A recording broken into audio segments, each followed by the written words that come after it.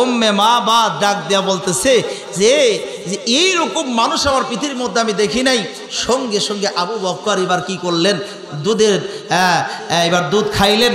আল্লাহ রসুলও পেট ভরে দুধ খাইলেন। এমন সময় ডাক দেয়া বললেন যে আবু বকর, উম্মে মাবাদকে এই বাকি দুধটুকু দিয়ে দাও। আরো জোরে বলেন, আরো জোরে বলেন। বন্ধুগণ আমার ভাইরা, কেমন রহমতুল্লিল আলামিন ছিলেন। এখানে অনেক কথা আছে। এখান থেকে আবার উম্মে মাবাদের কাছে যখন আবু মাবাদ আসে, এখানে অনেক লম্বা একটা ঘটনা। এখানে আমি না যাই, যে আলোচনা আমি শুরু করেছি সেই দিকে যাই, কারণ আজকে সাবজেক্ট আমার এইটা না। যেহেতু আসলো আল্লাহ রসুল কেমন রহমতুল্লিল আলামিন এটা বুঝাইলাম। ছাগলেও চেনে আল্লাহ রসুলকে, পাথরেও সালাম দেয়, আল্লাহু আকবার। কিন্তু আমরা যে নেমো খারাম উম্মত, আমরা নবীকে চিনতে পারি? কতক্ষণ চিনতে পারি নাই। বন্ধ করে আমার ভাইরা আমার, গভীর মনোযোগ দিয়ে কথাগুলো একটু খেয়াল করেন। আমি আর বেশি সময় আপনাদেরকে কষ্ট দিব না।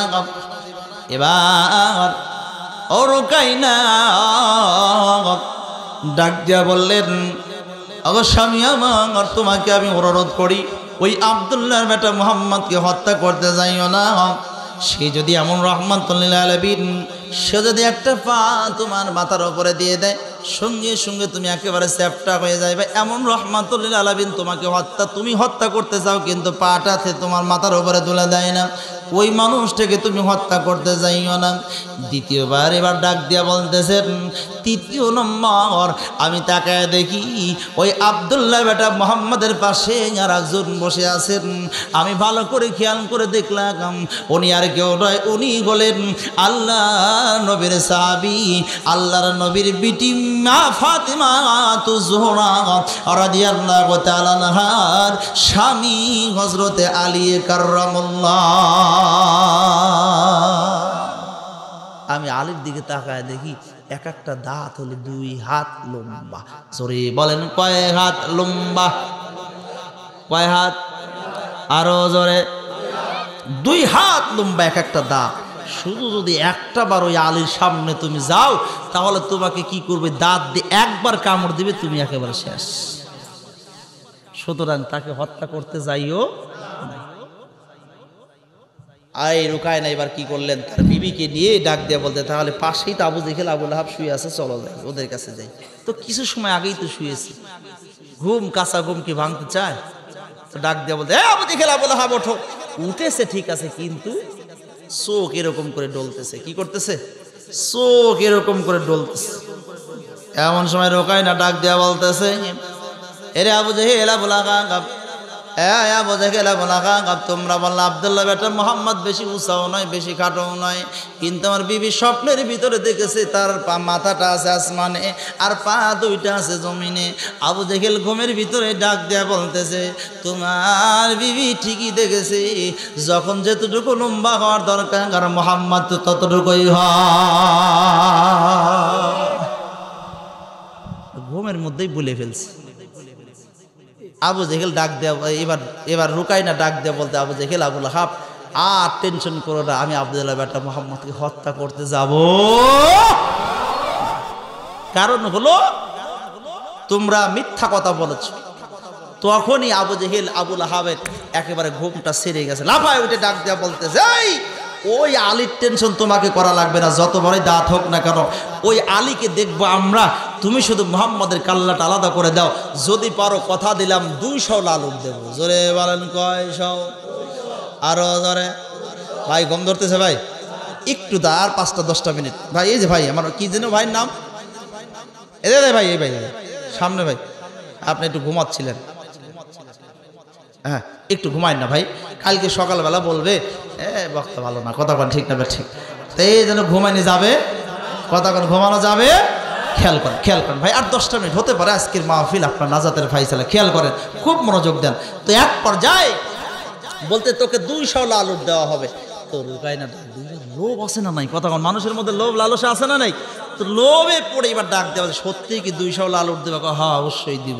তো কয় ঠিক আছে। এবার যখন ঘুমায় গেছে সকালবেলা, আল্লাহ রসুল সাফা মারোয়ার পাদদেশে 29 জন সাহাবীকে নিয়ে, কয়জন? 29 জন সাহাবীকে নিয়ে তিনি কি করতেছেন? তাবলীগ করতেছেন। জোরে বলেন, কি করতেছেন? ওয়াজ করতেছেন, তাবলীগ করতেছেন। এমন সময় আবু জেহেল, আবু লাহাব আর রুকাইনা তিনজন সামনে যা ডাক দিয়া বলতেছে, রে আবু জেহেল ডাক দিয়া বলতেছে, বাইস্তি মুহাম্মদ, তুমি বলেছো আমার নেতা আবু লাহাবের নাকি 2 হাত ধ্বংস হবে, আর তার সম্পদ ধ্বংস হবে, তার বউটাও ধ্বংস হয়ে যাবে। তুমি বলেছো এই যে দেখো বীর পালোয়ান নিয়ে আসছি, রুকাইনাকে নিয়ে আসছি, তোমার কালনাটা এখন আলাদা করে দেওয়া হবে। আল্লাহ নবীর সঙ্গে সঙ্গে রুকাইনার চেহারার দিকে তাকায় দেখে ও রুকাইনার মুখগুলা অনেক বড় বড়। মুখ কত বড়? কিতাবের মধ্যে আছে, হাদিস শরীফের মধ্যে আছে, মুছ রাখা লাগবে ছোট, দাড়ি রাখা লাগবে বড়। রুকাইনার দাড়ি নাই, কিন্তু মুছগুলো বড় হয়ে মুখটা ডেকে গেছে। এমন সময় আল্লাহ রসুল ডাক দিয়া বলতেছে, রে রুকাইনা, তোমাকে বলি তাড়াতাড়ি করে তোমার ওই মুছটা কাটা লাগবে। এক কথা যখন বলেছে তোমার মুছ করা লাগবে, কাটা লাগবে, বলাও সারা, রুকাইনার পুশআপ করাও সারা। রুকাইনা কি করে ফেলছে? পুশআপ করে ফেলছে, টের পাইতে দেয় নাই। এক কথার উপরে এত ওজন, যে ওজনে আল্লাহ পুশআপ করাই দিয়েছে। কে?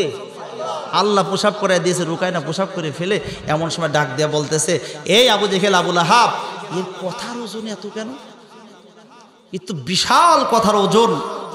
তো আমি দুর্বল হয়ে পড়েছি, তো আমার ফল খাওয়া লাগবে, এটা খাওয়া লাগবে, ওটা খাওয়া লাগবে, আজকে আর আমি হত্যা করতে পারবো? এখানে অনেক কথা, হত্যা করতে পারবো না। আব্দুল্লাহর বেটা মুহাম্মদ সাল্লাল্লাহু আলাইহি সাল্লামকে ডাক দিয়ে বলতে, মুহাম্মদ তুমি কি খাইছো? কয় না, আজ 2 দিন আগে খাইয়েছি, খেজুর খেয়েছি, আজ 2 দিন পর্যন্ত আমার পেটের মধ্যে কোনো খানা যায়। রুকাইনা ডাক দিয়ে বলছে, আমিও বীর পালোয়ান, আমার পেটেও বড় ক্ষুধা, আমিও খেয়ে আসি, তুমিও বাসার থেকে খেয়ে এসো, আগামীকাল তোমার সাথে সাক্ষাৎ হবে, তোমাকে হত্যা করা হবে। কথা বলে রুকাইনা চলে গেছে।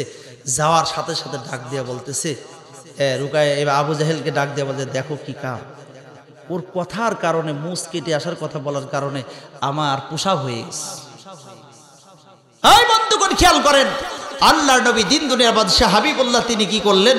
তার বিবি খাদিজাতুল কুবরার ঘরের সামনে যা সালাম দিলেন। জোরে বলেন, কি দিলেন? আরো জোরে। আমরা যারা বিয়ে করেছি এবার হাত তোলেন। বিয়ে করেছেন কে কে? হাত তোলেন। বিয়ে করেছেন কে? গেরে বা চাচা বিয়ে করেন নাই?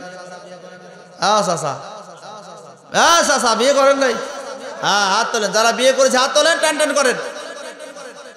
হ্যাঁ, বিয়ে করেছেন আপনারা।